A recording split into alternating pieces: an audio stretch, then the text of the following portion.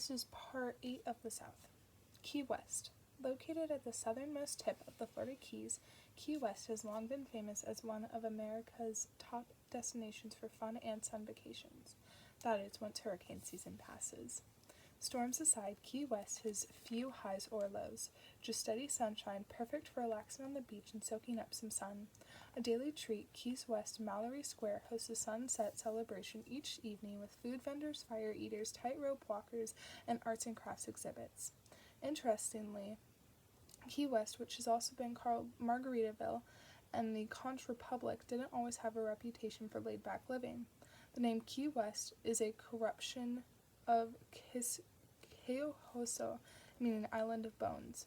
Early Spanish explorers bestowed this haunting name after landing and finding the beach littered with human remains. The historic Key West Lighthouse, built in 1847, offers spectacular views of the beach.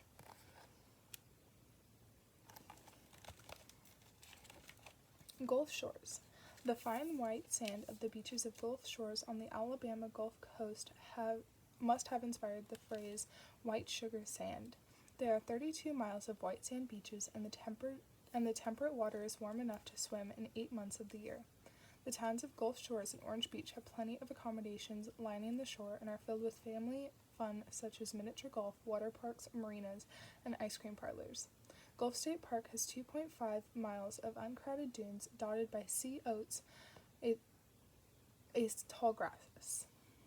In spring and fall, this area is filled with migrating birds, especially around historic Fort Morgan, which is the first and last landfall for migrating songbirds. Every April and October, skilled bird banders arrive and stay for 2 weeks, gently catching and banding birds such as indigo buntings, warblers, and scarlet tangers. God, I want to go to the beach so bad. I've been reading too much about them.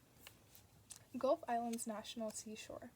From above, the Gulf Islands National Seashore looks like a sandy string of pearls off the coast of Florida and Mississippi. Along the waters are miles of snow-white beaches, bayous, saltwater marshes, maritime forests, barrier islands, and nature trails. Of the more than 135,000 acres of national seashore, 80% of the park is underwater. The environment is diverse, but visitors to the seashore usually focus on the beach. Miles and miles of white powdery sand extend into the sparkling water. Especially intriguing are the barrier islands, notably the Horned Island and Petit Bois Island wilderness areas, each about 10 miles out of the Mississippi coast.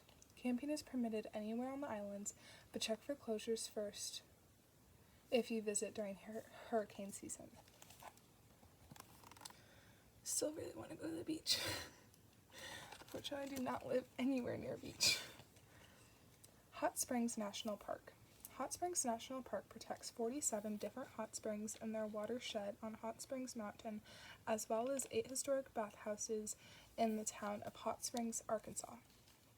For more than 200 years, vacationers have come to the waters in Bathhouse Rows in hopes of curing all kinds of ills, and tourists can still enjoy a soak in several bathhouses. Take a walk along the Grand Promenade, a landscaped walkway behind Bathhouse Row, to get a glimpse of the protected springs. A number of hiking trails that winds through the Hot Springs Mountain area begin here, including Dead Chief Trail, which leads to an observation tower at the top of the mountain. If the 1.4-mile hike sounds too strenuous, take a trolley from town. The architectural style and interior details of the Force Bathhouse pay tribute to the life-giving waters of the hot springs that flow nearby.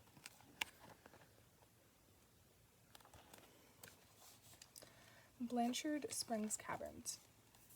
Blanchard Springs Caverns in north-central Arkansas is the jewel of the Ozarks. This 3-level cave system has almost every kind of cave formation, from soda straws to bacon formations to rhinestone cave pools. The most famous formation in these caverns is the 70-foot-high joined stalagmite-stalactite called the Giant Column. Visitors can choose from 3 scenic trails throughout Blanchard Springs Caverns. The Dripstone Trail is an hour-long trail around the upper level that is stroller and wheelchair accessible. The Discovery Trail is a longer section that winds through the middle level. If you're looking for a challenge, the 4-hour Wild Cave Tour is an introduction to spelunking, required athleticism, endurance, and equipment, available by reservation only.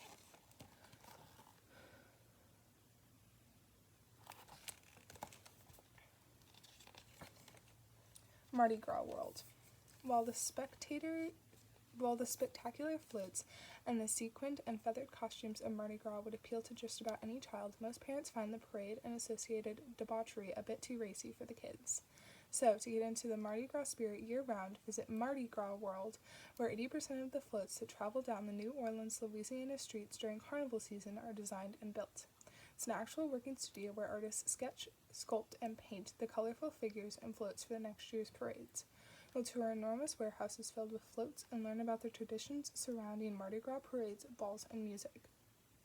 You'll also get the inside scoop on float designing and building. There's a chest full of bejeweled costumes for children to try on, and king cake, a tasty Mardi Gras tradition, is served at the end of the tour.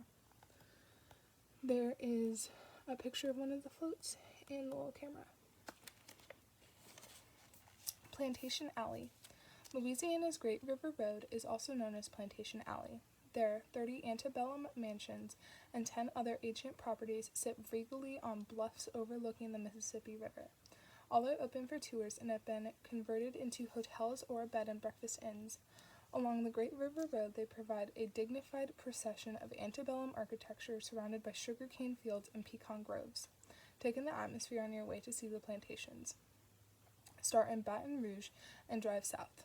Instead of taking I-10 straight to New Orleans, travel along the Mississippi River towards Plecline, White Castle, and Donaldsville. Visits to the gracious mansions of the Old South, still mean magnolia-perfumed passages through formal gardens and expansive homes that have terrific river views.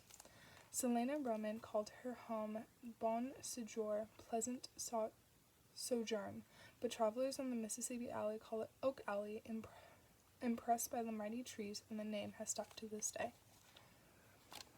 There's one of the houses